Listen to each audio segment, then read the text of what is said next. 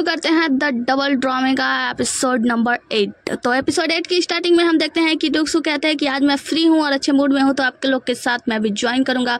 और यहाँ पे बैठ के जैसे ही चाय वाय पीने जाते हैं, इनके कंधे पे हाथ रखते हैं छोटे भाई के, तो बड़ा भाई क्या करता है, चाकू दिखाता है, मतलब मारने जाता है डुक्सू को। लेकिन डुक्सू उसका हाथ रोक देते हैं। तो बड़ा भाई उठता है और कहता है कि डुक्सू आप अपने चाय का आनंद लीजिए, अब हम यहाँ से चलते हैं। छोटे भाई को छोड़ नहीं रहे होते। डुक्सू कहते हैं कि अरे हमारे साथ बैठो, ज्वाइन तो करो, साथ में मिलकर चाय वाय पीते हैं, मजे करते हैं यार। लेकिन बड़ा भाई कहता है अभी हमें बहुत सारा काम है, आप अपना चाय वाय एंजॉय कीजिए, हम चलते हैं। और दोनों भाई यहाँ से प्रणाम करके चले जाते हैं। डुक्सू देखते हैं इन लोग को गुरेर के।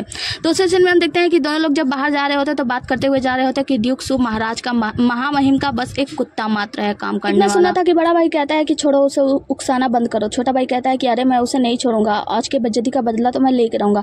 बड़ा भाई कहता है छोड़ो भी, वो बस एक कुत्ता है, तो उसे उकसाने की कोई भी जरूरत नहीं है, वरना वो हमें काट लेगा। इसके बाद हम डुक्सू को देखते हैं जहाँ पे उनका चेला चपाटा जो होता है वो कहता है हे प्रभु क्या मैं कुछ भी ऑर्डर कर सकता हूँ। तो उनके प्रभु कहते हैं कि हाँ जाओ। तो वो कहता है जी जैसी आप किया। कुछ आवाज होता हुआ सुनाई देता है। तो यहाँ पे जो डुक्सू होते हैं वो नीचे देखते हैं, जहाँ पे हमें दिखाया जाता है एक नया कैरेक्टर जिसका नाम है मैंग। और ये मैंग जो होती है एक पेंटिंग दिखाते हुए बोल रही होती है कि मुझे इसका भुगतान करना है, देखो तुमने उसका नुकसान कर दिया, मुझे 3000 टेल्स चाहिए। ये किसी और को नहीं, ये सीजी को डांट लगा रही होती है। जहाँ पे मिस्टर डुक्सू पूछते हैं वो कौन है, तो उनका चेला चपाटा जो होता है वो बताता है कि ये परिवार से बड़े बेटे हैं ये सीजी। तो वो कहता है कि अच्छा इसका मतलब ये है कि कहता है कि इसका मतलब ये है कि ये जियांगली का चचेरा भाई है ना। तो वो कहता है कि हाँ जी आपने सही समझा। तो डुक्सू कहता है कि ऐसा लगता है कि हमने ली के दोनों बेटों को, मतलब दोनों भाइयों को एक अच्छा शो मिस करा दिया, मतलब वो लोग यहाँ से चले गए, अच्छा शो मिस कर दिया उन लोगों ने। यहाँ पे मैंग ये सीजी को पकड़वाने लगती है, कहते हैं कि इसे पकड़ो, हम लोग इसे अदालत में ले जाएंगे और मुझे 3000 टेल्स तो चाहिए ही चाहिए। यहाँ पे उसे जब पकड़ा जा रहा होता है तो आती है जियांगली और मामले को संभालने के लिए, लेकिन उनका चचेरा भाई उन्हें रोक रहा होता है। वो कहती है कि बस 2 मिनट रुको, जिसके बाद से वो जाती है और मैंग से कहती है कि मैं तुम्हारी पेंटिंग देख सकती हूँ। मैंग तो वो पेंटिंग देखने के लिए नहीं देती है, लेकिन वो पेंटिंग उनके हाथों से ले लेती है, कहती है बस 2 मिनट के लिए रुको। हम देखते हैं कि यहीं पे रूम हुई और मिस्टर जोहू भी होते हैं, जो कि मिस्टर जोहू वहाँ पे बैठ के आराम से ये सारा नजारा देख रहे होते हैं। हम देखते हैं कि उस पेंटिंग को देखने के बाद उसका एक एक कार्यक्रम, मतलब हर एक चीज बता देती है कि ये किस ली परिवार से है और कैसा है क्या है। मतलब हाँ ये पेंटिंग की एक नकल है, वो रियल पेंटिंग नहीं है। और ये सबको सबूत के साथ पेश करती है कि देखो पहले का जो पेंटिंग होता था ना वो रेशम के कपड़ों पे होता था, ये पूरी तरीके से रेशम का वैसा कपड़ा नहीं है जैसा तुम सोच रही हो, जैसा उस जमाने में यूज हुआ करता था। ये कलर भी सही नहीं है क्योंकि ये कलर देखो लाल हो जा रहा है, मतलब वगैरह वगैरह। सब लोग इसकी बातों पे, जियांगली की बातों पे विश्वास कर रहे होते हैं क्योंकि ये सही भी होता है। यहाँ पे मैंग अपनी बातों को काटते हुए कहती है कि ठीक है हम इस मामले को आगे नहीं बढ़ाएंगे, हम यहीं पे इस मामले को खत्म करते हैं। मिस मैंग जब यहाँ से जाने को कहती हैं तो ये सीजी आगे आते हैं, कहते हैं बिल्कुल नहीं, तुम यहाँ से ऐसे कैसे जा सकती हो। तो मिस मैंग कहती है हाँ ऐसे नहीं जा सकती, क्योंकि वैसे वो पेंटिंग भले इतनी महंगी ना हो, सस्ती हो, पर चलो हम मुझे 5 सोने की मुद्राएं दे दो, क्योंकि इतने की तो वो पेंटिंग होगी ही होगी। जिसके बाद से ये सीजी कहते हैं कि तुमने मुझे ठगने की कोशिश की थी और अब तुम मुझसे पैसे मांग रही हो, क्या तुम मुझे ठग नहीं रही हो। तो यहाँ पे मैंग कहती है कि नहीं मैंने ऐसा कब किया। तो यहाँ पे जो जियांगली होती है वो समझाते हुए कहती है देखो यहाँ पे मिस मैंग की भी गलती नहीं है, दरअसल मुझे ऐसा लगता है कि उन्हें भी कोई ठग के गया है। तो यहाँ पे ये सीजी भी मानने को तैयार नहीं होते, मिस मैंग भी मानने को तैयार नहीं होती है। मिस मैंग कहती है कि नहीं मुझे तो मेरे पैसे चाहिए और तुम इतने अनादरपूर्वक मुझसे बात कर रहे थे, क्या तुम्हें शर्म नहीं आती। हम देखते हैं कि डुक्सू ये सारा नजारा, मतलब सभी लोग देख रहे होते हैं, डुक्सू भी देख रहे होते हैं। हम देखते हैं कि जियांगली समझाती है कि देखो मैंग मैं मानती हूँ कि इसमें इनकी ही गलती है, यही तुमसे अनादरपूर्वक बात कर रहे थे, कोई नहीं मैं मामले को सेटल करती हूँ। जिसके बाद से वो पैसे मांगती है अपने चचेरे भाई से और इसमें मिस मैंग को दे देती है, कहती है ये पैसे रखो, अब मैं ये पेंटिंग खरीद रही हूँ। और जिसके बाद से उस पेंटिंग को ये सीजी को दे देती है, कहती है कि तुम इसे फाड़ लो और फाड़ के अपना गुस्सा शांत कर लो। तो ये सीजी भी नहीं फाड़ते हैं और मिस मैंग जो होती है वो पैसे फेंक देती है, कहती है कि ये पेंटिंग तुम ही लोग रखो, मुझे नहीं चाहिए। जिसके बाद से मिस जो ये सीजी जो होते हैं वो कहते हैं कि तुम कितना व्यस्त व्यक्ति है और वहां से उन्हें ही मुंह बना के चले जाते हैं। जबकि यहाँ पे जियांगली ने सबकी बातों को संभाला था, मतलब सब जो टंडम हो रहा था, जितना भी बेकार रायता फैला हुआ था वो सभी रायतों को समेट रही थी। आगे रूम हुई यानी तीसरी महिला जो होती है और पहली महिला, ये दोनों लोग आपस में बात कर रही होती हैं कि ये जियांग परिवार की बेटी है जियांगली, लेकिन इतना ज्यादा अभद्र तरीके से व्यवहार करती है, पूरे बीच बाजार में ऐसे लोगों का ध्यान आकर्षित करिए, लड़ाई झगड़ा करिए। तो इनके पति जो होते हैं वो कहते हैं ऐसी बात नहीं है, मुझे ऐसा लगता है कि जियांगली बहुत ही ज्यादा साहसी है, वैसे वो भी जियांग परिवार की बेटी है, तो क्यों ना हम लोग साथ में टीम बनाकर काम करें, हम इस बारे में सोच सकते हैं। तो उनकी पत्नी को बहुत ही ज्यादा गुस्सा आता है, उनके पैर पे जोर से पैर मारती है और कहती है कि ठीक है तुम्हें उनके साथ टीम बना के काम करना है ना, तो उसके साथ टीम बना के काम करो, लेकिन मेरे बारे में बिल्कुल मत सोचना, मैं तुम्हारे साथ ऐसे टीम नहीं बना सकती। उसके बाद वहां से चली जाती हैं, जहाँ पे इनके पति दर्द से कराह जाते हैं। चांसलर ली के दोनों बेटे को देखते हैं, जहाँ पे बड़ा भाई जो होता है वो छोटे भाई से कहता है कि मैंने कहा था ना तुम्हारा ये योजना काम नहीं करेगा। तो छोटा भाई लिलियांग कहता है कि हाँ मुझे नहीं पता था कि जियांगली यहाँ पे आ जाएगी, अगर जियांगली यहाँ पे नहीं आती तो वो मेरे आभार होता, अगर वो पैसे मांग रही होती मैंग तो मैं उसे कुछ पैसे उपहार दे देता, जिसके बाद से वो मेरे मतलब कठपुतली बन के हो जाता मेरे हाथ में, मेरा आभार मानता और इसके वजह से मैं उसे जैसा चाहता वैसा वो करता। ये सीजी को अपने बस में करना चाहते हैं ये लोग मतलब। तो हाँ, बड़ा भाई कहता है कि देखो हमें जल्दी कुछ ना कुछ प्लानिंग तो करना होगा, वरना हमारे पिता यानी मिस्टर ली जो होता है वो गुस्से हो जाएंगे। इसके बाद से जब जियांगली वहाँ से जाने लगती है तो उसका चचेरा भाई उसे समझाता है कि वो मेंग परिवार की बेटी है, तुम्हें पता है वो इतनी ज्यादा गुस्से वाली है ना कि अगर वो गुस्से में आ जाए तो वो पागल कुत्ते को भी काटने को तैयार हो जाती है, तो तुम्हें उसे सोच समझ के लड़ाई करना चाहिए। तो जियांगली कहती है ये सब मुझे पहले क्यों नहीं बताया। तो उसका भाई कहता है कि हाँ तो तुमने पहले पूछा क्यों, पहले तो तुम उस पर झपट गई ना, उसके बाद से मैं बताने का टाइम ही कहाँ मिला। जिसके बाद से वो डरने लगती है, थोड़ा देर कहती है कि अब मैं क्या करूंगी। वो कहती है कि हाँ, वो कहता है कि हाँ कुछ ना कुछ तो करना होगा। जिसके बाद से वो कहती है चलो मेरा बस्ता लाओ हम लोग चलते हैं। ये लोग जब यहाँ से जाने लगते हैं तो हम देखते हैं कि जो ड्यूक्स होते हैं उसका चेला चपाटा उनके सामने आ जाता है कूद के, और जियांगली से कहता है कि चलिए ड्यूक्स आपको चाय पे बुला रहे हैं। जहाँ पे जियांग देखते हैं तो कहते हैं कि ड्यूक्स हमें चाय पे क्यों बुला रहे हैं, कि हमने कोई अपराध किया है। जियांगली कहती है कि मुझे नहीं लगता कि हमारे पास बात करने के लिए कुछ है, तो हमें यहाँ से चलना चाहिए। तो जब वहाँ से दूसरी तरफ मुड़ के जाती है तो उनका चेला चपाटा फिर सामने आके कूद के सामने आ जाता है, कहता है कि आपको चाय पे चलना होगा क्योंकि ड्यूक्स ने आपको बुलाया है।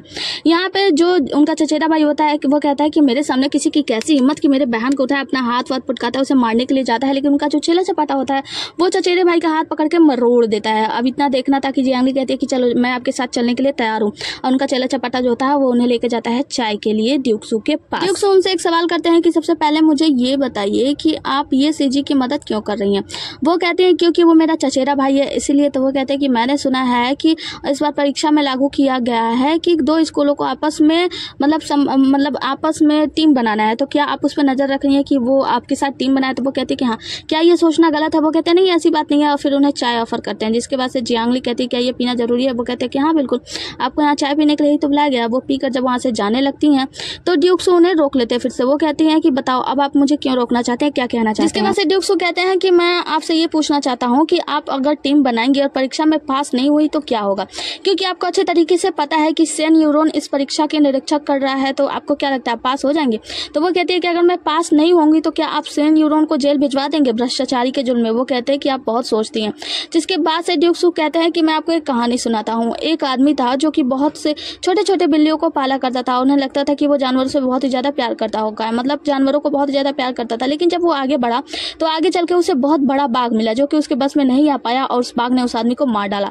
यहाँ पे जियांगली कहती है कि क्या आप मुझे ये समझाने की कोशिश कर रहे हैं कि मैं जिन लोगों के साथ मिलकर काम कर रही हूँ वो छोटे छोटे बिल्लियां हैं, लेकिन आगे चल के एक बहुत बड़ा बाघ है जो मेरे इंतजार में है। तो वो कहते हैं कि हाँ कुछ ऐसा है। ड्यूक्स कहते हैं कि देखो मैं कभी किसी से ऐसी कोई बात तो नहीं कहता, लेकिन मैं तुमसे बता दूं जिस रास्ते पे तुम चल रही हो कुछ ऐसी बिल्लियां हैं जो तुम्हारे बस में है, तो तुम्हारा काम चल रहा है, लेकिन आगे चल के तुम्हें बहुत बड़ा बाघ मिलने वाला है जिसके कारण तुम्हारी मौत भी हो सकती है। तो एक बार रुको, पीछे बहुत बड़ा चट्टान है, रुको, बैठो, सोचो, उसके बाद से आगे बढ़ने की कोशिश करना।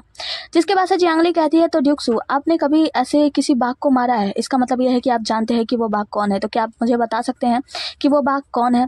यहीं पे हम देखते हैं कि जियांगली याद करती है कि इसके पति सेन यूरोन ने कहा था कि मुझे माफ कर देना, मुझे ये करना ही होगा, अगर मैं ऐसा नहीं करूंगा तो वो हमें चींटियों की तरह मसल देगी। जियांगली ड्यूक्सू से कहती है कि आपने कभी ऐसे बाघ को मारा है, जब आपने उसे मारा था तो क्या सोचा था। तो वो कहते हैं कि जब मैं अपना तलवार उठाता हूँ, जब मैं किसी को मारता हूँ तो मैं कुछ भी नहीं सोचता। जियांगली कहती है मैं तो बस न्याय चाहती हूँ। जिसके बाद से वो कहते हैं न्याय, और अपना पीले रंग का एक अजीब सा जो चिन्ह होता है उसके ऊपर फेंक देते हैं। वो रोक लेती है। वो कहती है ये देखने में कितना ज़्यादा भद्दा है ना। वो कहते हैं कि हाँ इसे रख लो, शायद भविष्य में चल के तुम्हारे काम आ जाए। वो कहते हैं लेकिन हमारा और आपका रास्ता दोनों अलग है। तो यहाँ पे ड्यूक्सू कहते हैं हो सकता है कि आगे चल के हमारे रास्ते एक हो जाए।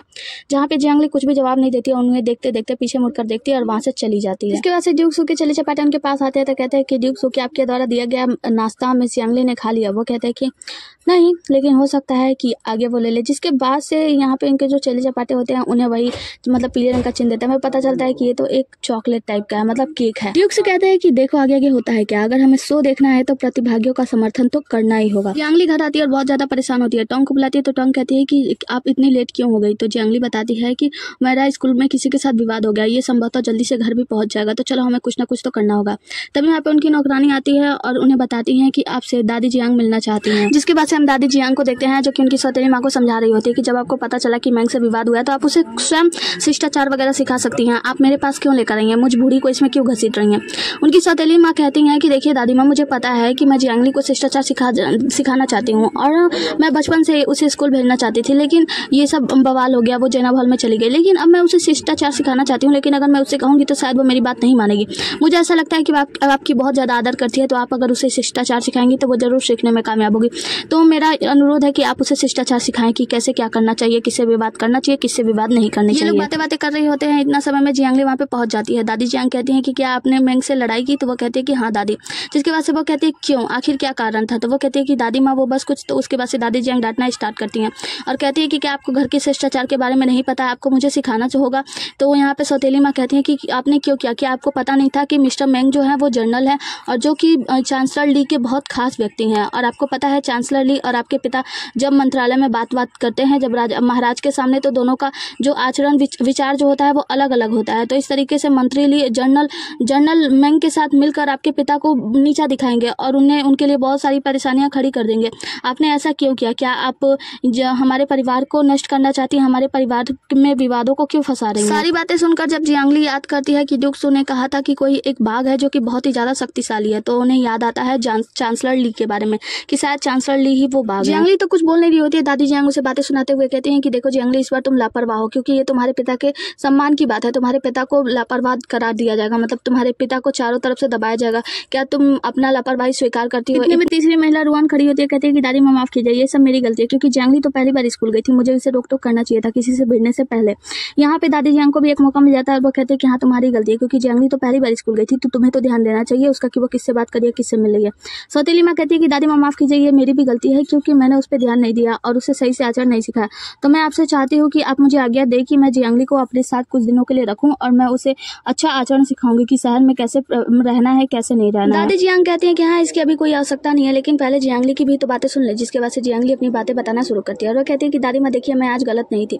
मैंने 10 साल पहले जो गलती की थी उसके वजह से मैं जेना हॉल में गई थी, मैं मानती हूँ, मैं उस वक्त मैं अनपढ़ थी। लेकिन आज बात ये थी कि जो मेंग थी वो एक पेंटिंग को, मतलब पुराने पेंटिंग को लेकर उन्हें धमका रही थी एक व्यक्ति को, जिसको मैंने मतलब वहाँ पे समझाया कि ये पेंटिंग गलत है। और मैंने उन लोगों को ये बताया कि जियांग परिवार की जियांगली कितनी ज़्यादा समझदार पढ़ी लिखी है, जिसे पेंटिंगों का भी मतलब शौक है, उसे ये भी पता है कि कौन सी पेंटिंग पुरानी है, कौन सी पेंटिंग कब किया। और मैंने इस बात पे उससे चर्चा किया और मैंने कोई भी अभद्र व्यवहार नहीं किया। लेकिन मानिए मैंने अपने पिता के मान सम्मान को ठेस नहीं पहुंचाया बल्कि बढ़ाया। जिसके बाद से दादी जियांग कहती है तुमने जो बात कही, जो तर्क तुमने दिया है, इस बात से ये साबित होता है कि तुम सही हो। जिसके बाद से यहाँ पे उनकी बड़ी बेटी खड़ी होती है, कहती है कि दादी जियांग लेकिन एक ऐसी बात हुई, बीच बाजार में ये खड़े होकर लड़ रही थी, इससे हमारे पिता के मान सम्मान को ठेस नहीं पहुंचेगी? और ऊपर से वहाँ बीच बाजार में जितने भी लोग थे वो सभी हमारे परिवार की बुराई कर रहे थे कि इनकी बेटी कितनी ज्यादा तेज तर्रार है, ऐसी है वैसी है, तो क्या इससे हमारे मान सम्मान को ठेस नहीं पहुंचेगी? दादी जियांग उन्हें डांटते हुए कहती हैं तो तुम वहाँ पे खड़े होकर ये सब कुछ सुन रही थी और तुमने कुछ भी नहीं बोला? वो कहती है कि दादी जियांग माफ करना, जब तक मैं वहाँ पे गई तब तक भीड़ वहाँ से चली गई थी, मैंने लोगों के मुंह से सुना था, इसीलिए मैंने ये सब कह दिया। इसके बाद से यहाँ तीसरी बेटी खड़ी हो रही है और कहती है कि आपको पता है ये सीजी का ये पक्ष ले रही थी जो कि इसके माता के रिश्तेदार से है, तो अपने माता के रिश्तेदारों का पक्ष तो लेगी ही ना। तो इसके बाद से दादी जियांग फिर सवाल करती है कि हाँ बताओ इस बारे में तुम्हें क्या करना है? तो जियांगली कहती है कि देखो दादी जियांग, और जो मेरा भाई था, इस चचेरा भाई ये सीजी, मैं तो जानती भी नहीं थी कि वो मेरा चचेरा भाई था। जब इन लोगों ने बताया तब मुझे पता चला कि वो मेरा कोई चचेरा भाई भी था। लेकिन हाँ एक बार आप सोचिए कि मेरे माँ का अगर रिश्तेदार ही है, मेरे माँ के परिवार से है, ए परिवार से है माना, लेकिन अगर उसे जेल ले जाया जाता तो वहाँ पे मेरे पिता भी तो होते, तो क्या उन्हें बुरा नहीं लगता? वो लोग ये नहीं सोचते कि रिश्तेदारी निकाल कर ये नहीं जान जाते कि वो मेरे पिता के ही रिश्तेदार है? तो क्या हमारे पिता के मान सम्मान को कोई भी ठेस नहीं पहुंचती? हम देखते हैं कि जियांगली सभी के बातों का तर्क अच्छे से दे रही होती है, जिससे कि ये साबित कर देती है कि उसकी कोई भी गलती नहीं है, मतलब जियांगली की कोई भी गलती नहीं है। यहाँ पे सौतेली माँ उससे माफी मांगते हुए कहती है कि ठीक है मुझे माफ कर दो, मना कि 10 साल तुम जेना हॉल में रही हो और हमसे ये गलती हो गई तुम्हें समझने में, तुमने अच्छा सोचा, तुमने जो कुछ भी किया अच्छा था, लेकिन तुमने अपने माता के परिवार वालों का साथ दिया, मतलब माता के रिश्तेदारों का साथ दिया। तो यहाँ पे जियांगली कहती है तो क्या आप ये सोच रही हैं, मतलब आप ये कहना चाहती हैं कि मैं आप लोग के परिवार के लिए ईमानदार नहीं हूँ? तो यहाँ पे सौतेली माँ कहती है नहीं ऐसी बात नहीं है, मैं ऐसा नहीं सोचती, तुम जैसा कहोगी बस वही सही होगा। बातें कर रहे होते तो जियांगली का चचेरा भाई आता है, कहता है कि दादी माँ मैं वहाँ पे मौजूद था तो मैं गवाही दे सकता हूँ। उसके बाद वो बताता है कि आपको पता है वहाँ मौजूद जितने भी सारे लोग थे ना, वो सभी लोग इनकी तारीफ कर रहे थे जियांगली की कि ये कितनी अच्छी बेटी है, मतलब ये कितनी अच्छी लड़की है कि न्याय इतना अच्छा न्यायप्रिय लड़की है, इतना अच्छा से न्याय जानती है, पेंटिंगों के बारे में भी इतना शौक है। यहाँ पे दोनों बहनें जो होती है वो आपस में गुड मिल के बात करती हैं, कहती हैं कि चचेरे भाई मुझे पता है कि तुम जियांगली को बहुत ज़्यादा पसंद करते हो, मतलब वो तुम्हारी प्रिय है, तो तुम उसका साइड ही लोगे ना? तो यहाँ पे वो कहता है कि ठीक है मैं साइड लूंगा, मैं बुरा हो सकता हूँ, लेकिन क्या ड्यूक्सू भी अलग गलत है? ड्यूक्सू ने तो इसकी तारीफ की है। तो वो कहती है, दादी माँ कहती है क्या मतलब? तो वो बताते हैं कि ड्यूक्सू ने, आपको पता है ये मामले के बाद ड्यूक्सू इसे खुद बुलाए थे अपने पास चाय पीने के लिए। जिसके बाद से जियांगली बताती है हाँ दादी माँ, ड्यूक्सू ने मुझे बुलाया, चाय पे आमंत्रित किया, मुझे चाय पिलाया। जिसके बाद से उन्होंने कहा कि जैसे पिता वैसी बेटी, और पिताजी को प्रणाम कहा।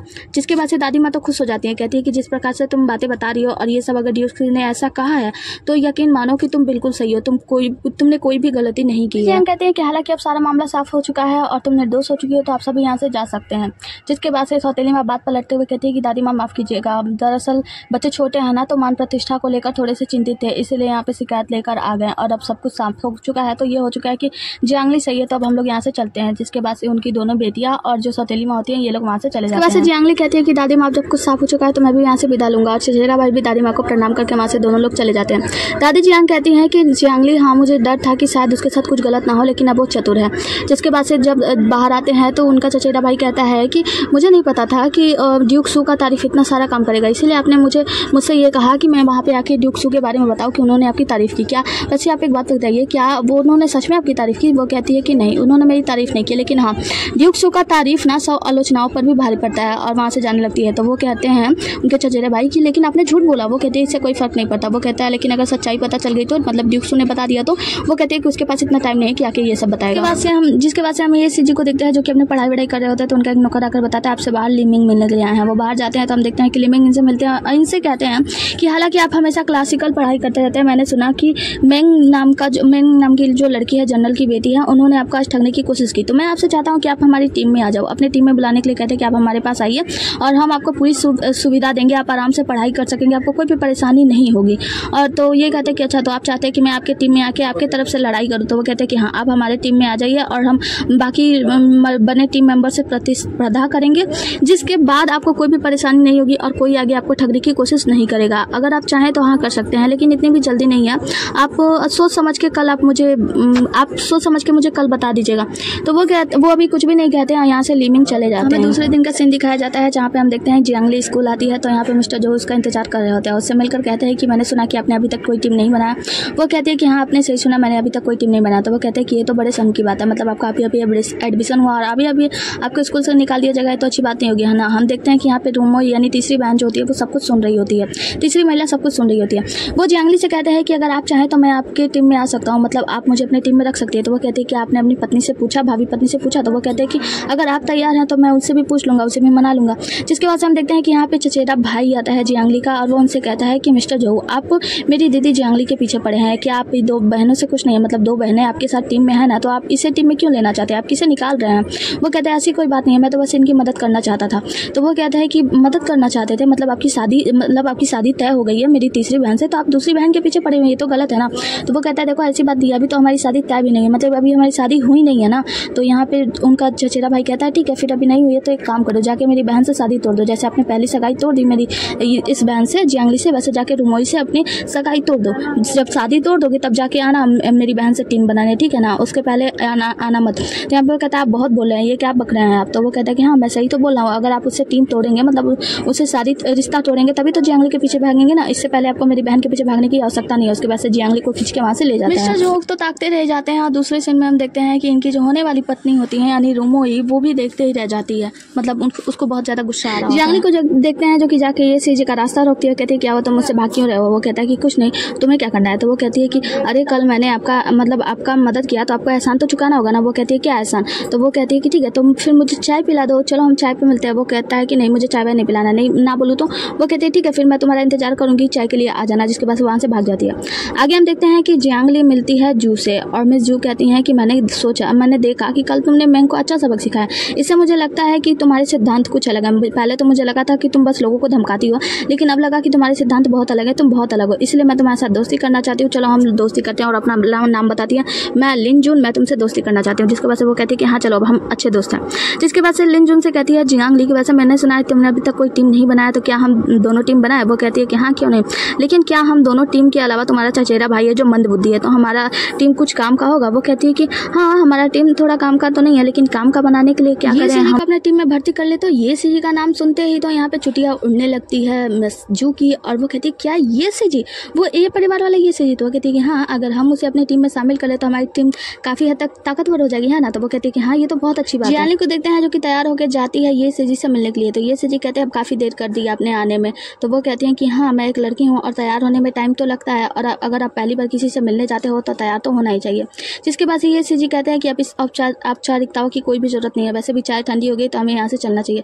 जियांगली कहती है ये सीजी रुको, तो मुझे तुमसे कुछ बात करनी है। तो वो कहती कहते हैं क्या बात ही करना है और क्या कहना चाहती हैं आप, और वैसे भी आप मुझे भाई क्यों कह रही है। वो कहती है क्योंकि तुम मेरे चचेरे भाई हो। वो कहती है कि क्या मैं आपका चचेरा भाई, ऐसा कैसे हो सकता है, वैसे भी हम छोटे परिवार से, हमारा परिवार एक व्यापारिक परिवार है और आप तो बड़े कुल खानदान की बेटी हैं, मतलब बड़े कुल की बेटी हैं, तो आप और मैं चचेरा भाई बहन कैसे हो सकते हैं। क्या आप भूल गई हो कि जब तुम छोटी थी तो क्या हुआ था, और मेरी दादी जी जब तुम्हारे घर गई थी तुमसे मिलने के लिए तो क्या हुआ था। हम देखते हैं कि जब छोटी जियांगली बहुत ही छोटी थी तो इनके व्यापारी की मतलब ये परिवार की दादी जी गई थी और जियांगली से कहा था कि तुम हमारे परिवार की बेटी हो, चलो मेरे साथ चलो। छोटी जियांगली ने कहा था कि बिल्कुल नहीं, ये मेरा घर है, मैं जियांगली परिवार की बेटी हूँ और मैं ऐसे परिवार में मतलब छोटे परिवार में कैसे जा सकती हूँ, तुम लोग व्यापारी के बच्चे हो। और इसके बाद से इतना कह के दादी माँ को धक्का दे दिया था, जिसके बाद से ये जी बताते हैं कि तुम्हें पता है उसके बाद से दादी माँ 1 साल के लिए बहुत गहरी पीड़ा में रही, बहुत ज़्यादा बीमार पड़ गई थी। जियांगली कहती है पर चचेरे भाई मुझे आपसे कुछ कहना है। वो कहते हैं कि अब कैसा भाई, मतलब आप भाई होने का दावा कर रही हैं, आपने बचपन में क्या कुछ नहीं किया, क्या आप भूल गई। तो वो कहती है कि मुझे समझाने दो, जिसके बाद से वो सबसे पहले तो उन्हें प्रणाम करती है, घुटनों के बल बैठ के कहती है कि मैं माफ़ी चाहती हूँ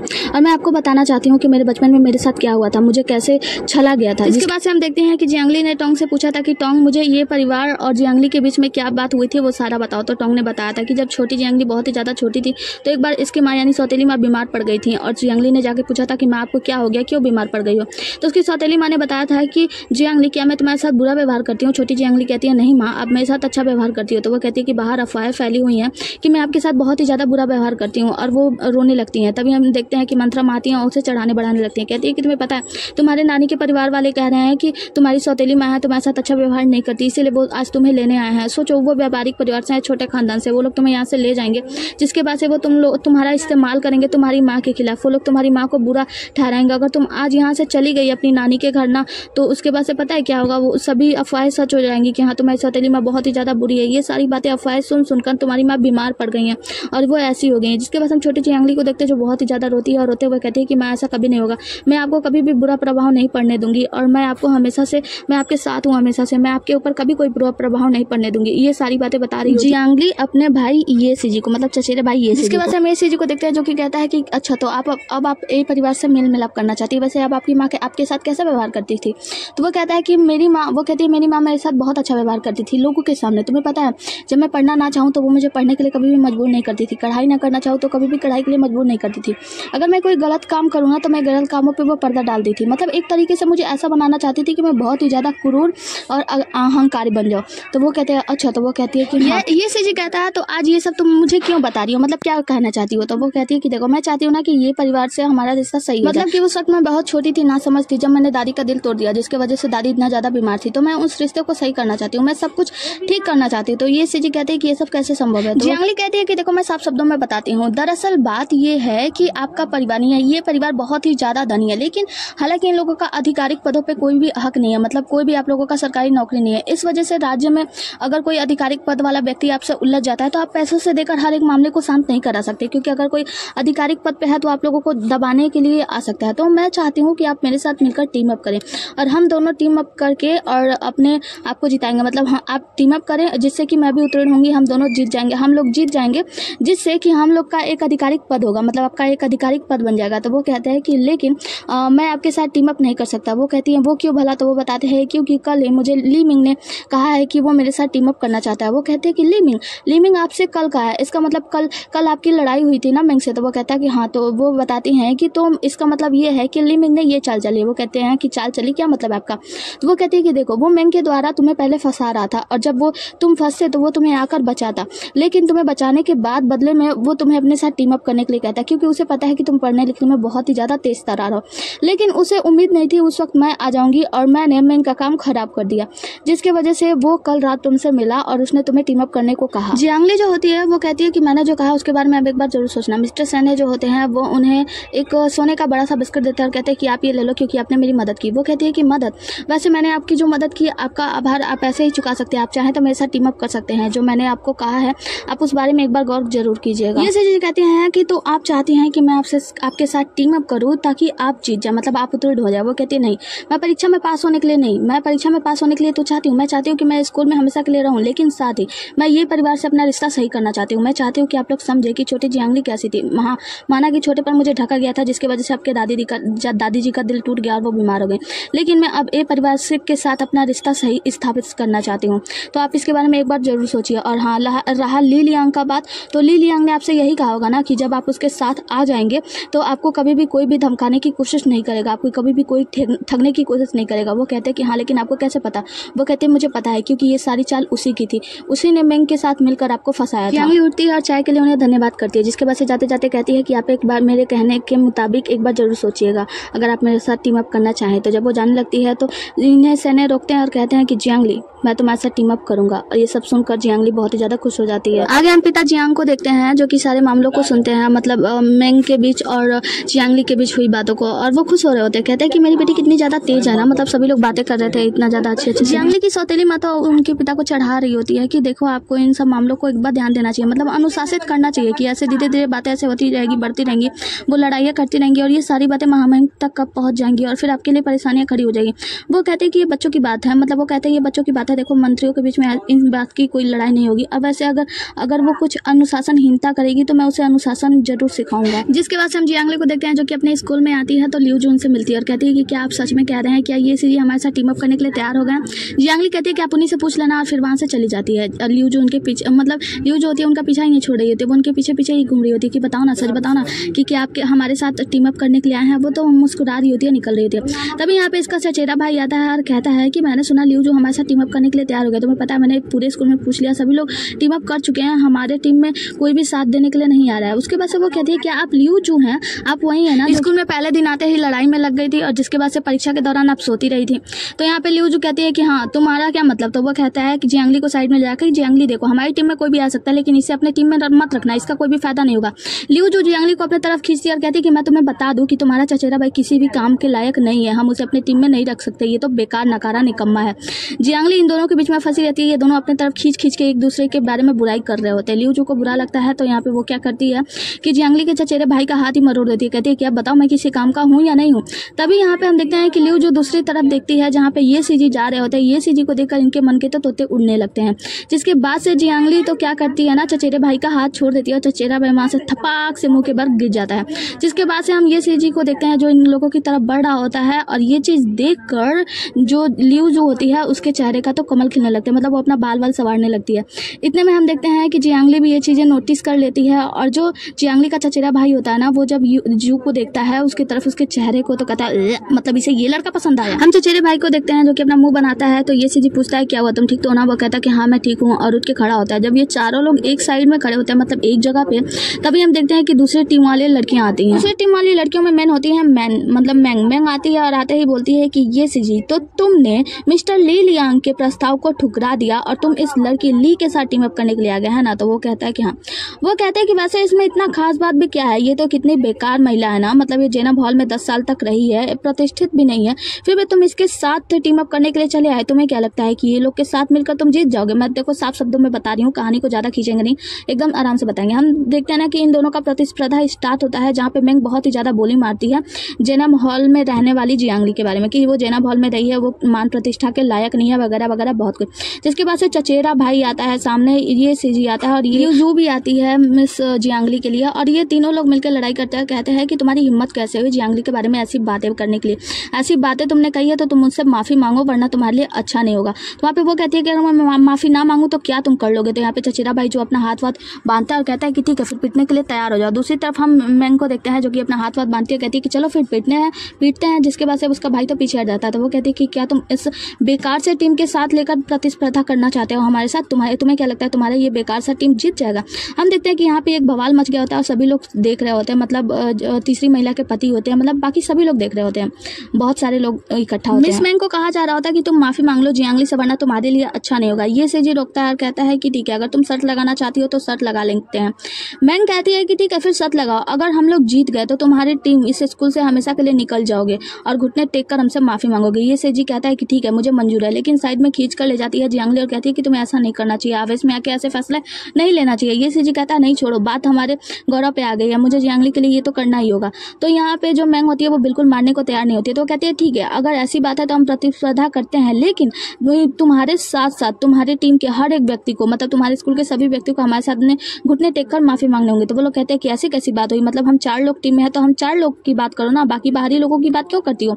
मेंग कहती है कि नहीं ऐसा ही होना चाहिए। तो यहाँ पे वो लोग कहते हैं, मतलब जो चचेरा भाई होता है तो कहता है कि ठीक है अगर ऐसी बात है तो फिर लू ब्रदर्स को भी क्यों छोड़ा जाए, मिस्टर लू के जो दोनों बेटे हैं वो दोनों भी आकर, मतलब सभी लोग आकर घुटनों के बल माफ़ी मांगेंगे अगर तुम लोग हार जाते हो तो, हम लोग जीतते हैं तो वो कहती है, मैंग कहती है कि नहीं, तुम्हारी हिम्मत कैसे हुई लू ब्रदर्स पे हाथ उठाने की, मतलब लू ब्रदर्स के बारे में कुछ भी मत बोलो, वो लोग तो बहुत भी ज़्यादा बड़े हैं, मतलब आप लोगों से बहुत ही ज़्यादा बड़े हैं, ऐसा नहीं होना चाहिए। होती है ना, तो इन लोगों को धमका रही होती है कि कहती है कि देखो तुम लोगों से वो बहुत ही ज़्यादा बड़े हैं और सरकारी नौकरी वाले हैं, तो ऐसा कैसे कर सकते हो। तभी यहाँ पे हम देखते हैं ली लियांग आता है, मतलब लू ब्रदर्स का एक भाई आता है जो कि बड़े ही टसन में आता है और कहता है कि यहाँ पे क्या हो रहा है, मैंने सब कुछ सुन लिया है, मैंने सुना है कि तुम लोग यहाँ पे प्रतिस्पर्धा करने वाले हो। तो मैंग जाती है उनकी तरफ से मिल जाती है, कहती है कि लू ब्रदर्स मतलब ली लियांग से कहती है कि ली लियांग आपने सुना, ये जो ये सीजी है इसकी इतनी हिम्मत बढ़ गई है कि इसने आपके प्रस्तावना को ठुकरा दिया और जो वो जियांगली के साथ मिलकर टीम अप कर रहा है, तो आपको क्या लगता है ये लोग जीत जाएंगे, प्रतिस्पर्धा हो रही है और हम लोगों में शर्त लगा हुआ है वगैरह वगैरह सब कुछ बताती है, जिसके बाद से ली लियांग कहता है कि मैंने सब कुछ सुन लिया और मैं चाहता हूँ कि तुम लोगों से एक शर्त चलाना। तो वो लोग कहते हैं क्या शर्त होगा, तो वो कहते हैं कि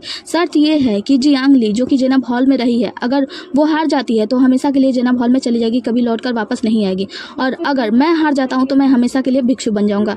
ये सब सुनना ताकि सब लोग मना करने लगते हैं, नहीं ऐसा कैसा हो सकता है, ऐसा नहीं हो सकता है, मतलब इसके भाई सभी लोग और ये सीजी सभी लोग मिलकर कहते हैं कि जेनब हॉल की तो कोई बात ही नहीं हुई थी, ऐसी कोई बात नहीं होती। जियांगली इन सारी बातों को सुनती है, जिसके बाद से वो याद करती है अपने जियांगली के बारे में कि जियांगली की जब मृत्यु हुई थी तो उसने वहाँ पे कसम खाई थी कि मैं कसम खाती हूँ एक बार जब मैं जेनब हॉल से अपना रास्ता शुरू करूंगी, मतलब अपना कहानी शुरू करूंगी, और एक बार जब यहाँ से निकल जाऊंगी तो कभी लौटकर जेनब हॉल में नहीं आऊंगी। जियांगली सोच में डूबी होती है कि आखिर हमें क्या करना चाहिए, मतलब मुझे इसका फैसला क्या लेना चाहिए। और यहाँ पे हम ये सीजी को देखते हैं जो कि ली लियांग से लड़ा होता है, कह रहा होता है कि ये सब तो गलत है, कि तुमने गलत फैसला किया है, मतलब हम जेनब हॉल से आई है तो क्या इसका मतलब वो जेनब हॉल में जाएगी। जिसके बाद से जियांगली को हम देखते हैं वो याद करती है कि जब उसने डॉक्सुक से पूछा था कि आपके सामने कभी ऐसा बाघ आया, कभी आपने उसका शिकार किया तो आपने क्या किया, तो वो कहते हैं कि जब मुझे ऐसे बाघ का शिकार करना होता है ना तो बस मैं शिकार कर देता हूँ, मैं सोचता समझता कुछ भी नहीं हूँ। जिसके बाद ये सब सोचने के बाद जियांगली कहती है कि हाँ तो फिर मैं तैयार हूँ और शर्त लगाने के लिए, और शर्त के दौरान अगर आप हार जाते हैं तो आप भिक्षु बन जाएंगे, और अगर मैं हार जाती हूँ तो मैं वापस से जेनब हॉल में चली जाऊंगी और कभी वापस लौट के नहीं आऊंगी। इसके बाद से ये लोग कसम खाते हैं कि हमने जो शर्त लगा ली है वो लगा ली है, अब कभी